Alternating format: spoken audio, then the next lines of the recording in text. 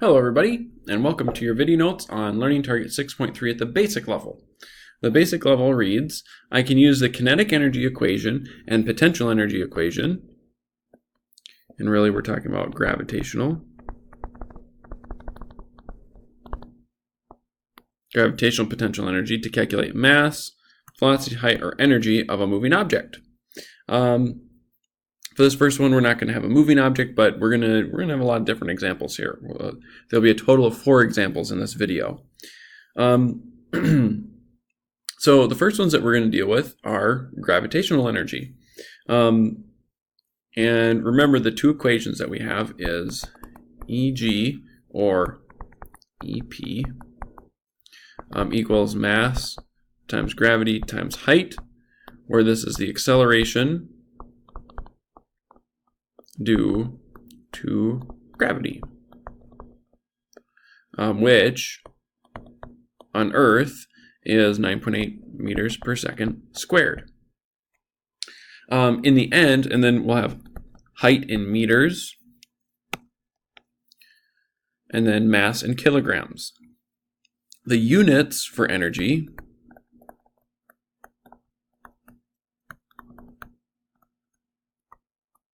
are joules. Not like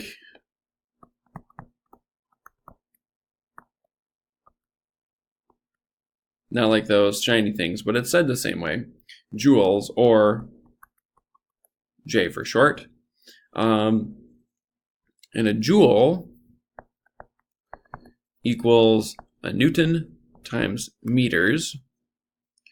And then remember, a Newton is a kilogram times meter per second squared. So that's this. And then times meters again.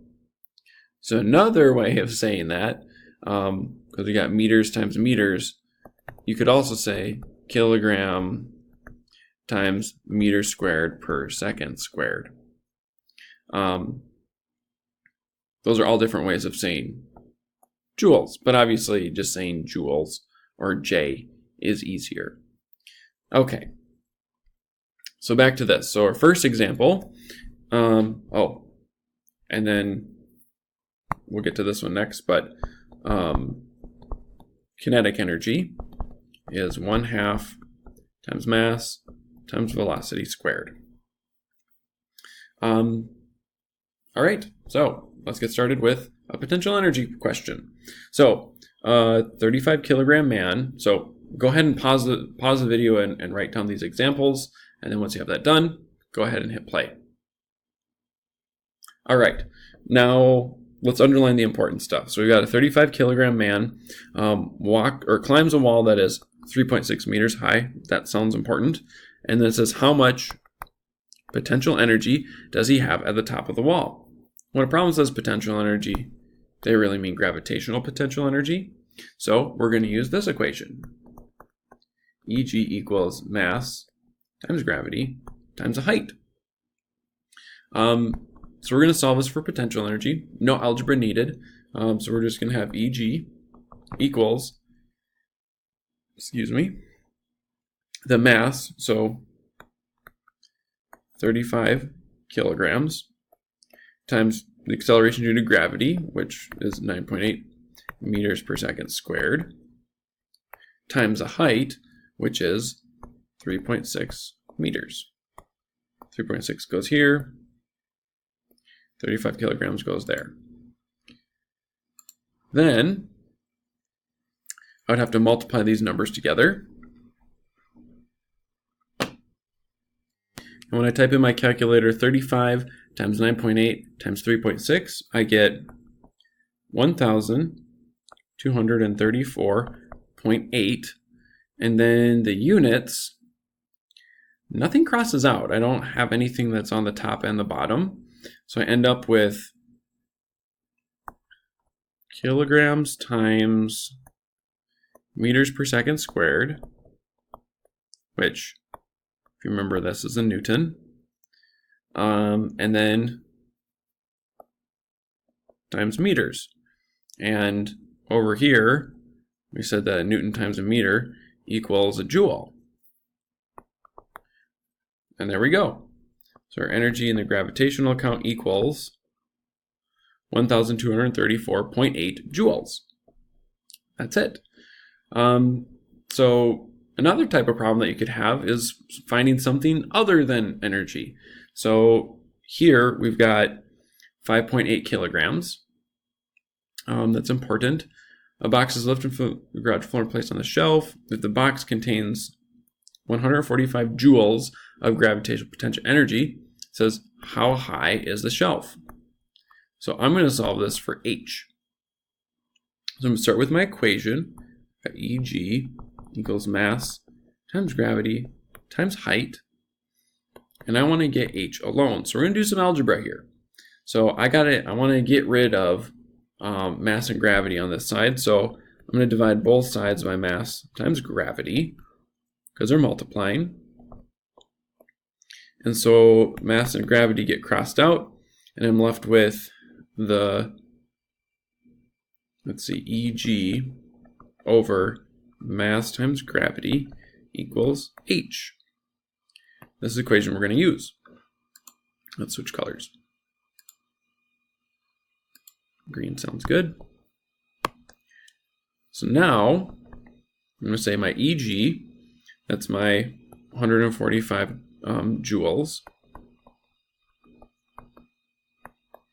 divided by my mass, which was 5.8 kilograms, times G, which is 9.8 meters per second squared.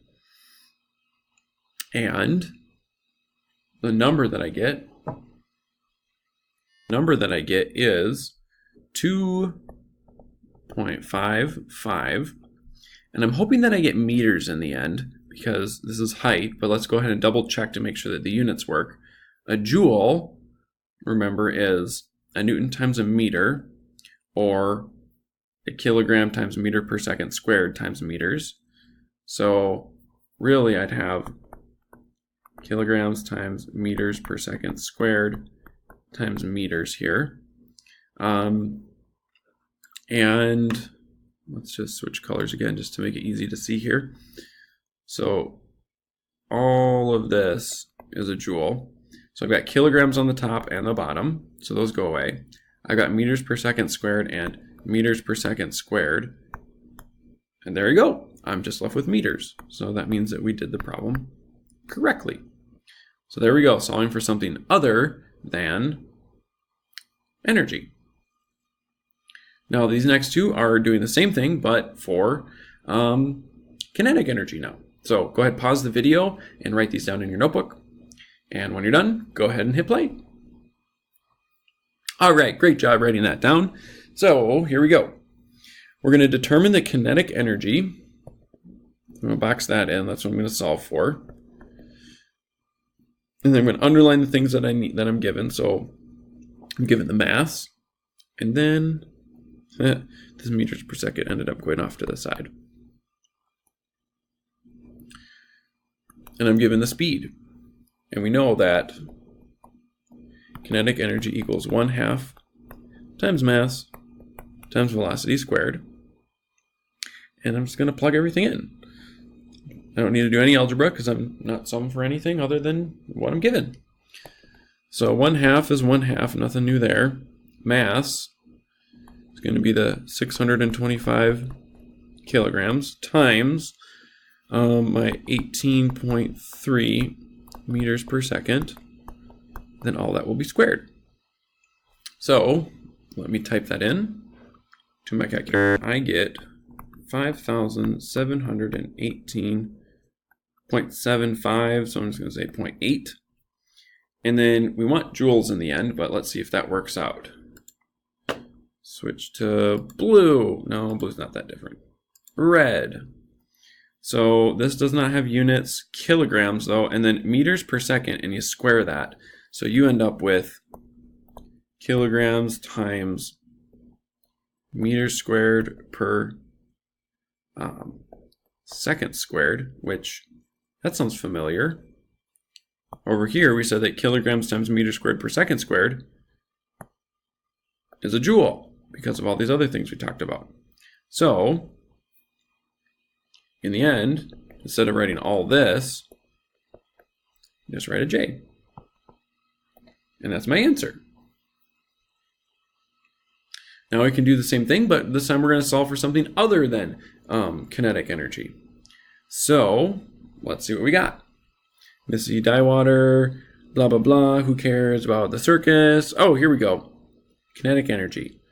Had kinetic energy of this just prior to hitting the bucket of water. If her mass is this, what is her speed? We're going to solve this for speed or velocity. So we start off with our equation. We've got EK equals 1/2 times the mass times the velocity squared. We want to have V saying that V equals in the end. So we're going to do some rearranging. First, let's get rid of this 1/2. Multiplying by 1/2 is the same, or the opposite of multiplying by 1/2 is multiplying both sides by 2, or you can think about like dividing by 1/2. Dividing by 1/2 and multiplying by 2, same thing. So I'm going to multiply both sides by 2. So I end up with 2 times EK equals the mass times the velocity squared. I want to undo this multiplication.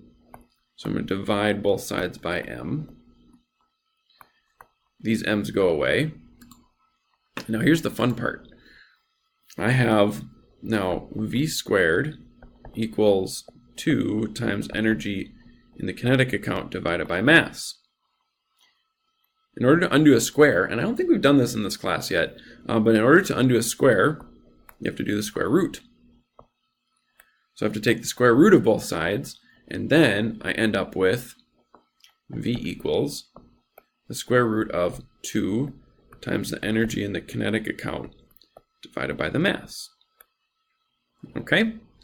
So, if we just substitute in now, we end up with V equals square root of 2 is 2 times energy in the kinetic account, which is 12,000 joules.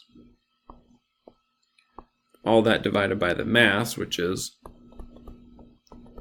40 kilograms, coming from right here. And I'm going to type that in my calculator. And after I do the square root and all that, I end up with V equals 24.49, or let's just say 5. And then the units that we want are probably meters per second because that's velocity. Let's double check that. So remember, joules is the same thing as saying kilograms times meters squared per second squared. So what I end up with is, let's change colors again just because I like doing that. We end up with the square root of kilograms times meters squared per second squared divided by kilograms. So this part is all of this, and then the kilograms just goes right there. So we've got kilograms on the top and kilograms on the bottom, so those go away. And so then I'm just left with the square root of meters squared over seconds squared. Well, the square root cancels out both of these squares and the square root, so then I'm just left with meters per second. Hey, look at that. That's what I want in the end. And you don't have to do all that, but it certainly helps to make sure that you get the right answer. A lot of you are in the habit of that, so keep it up.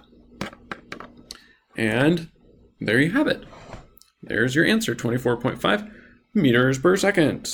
Thanks for listening.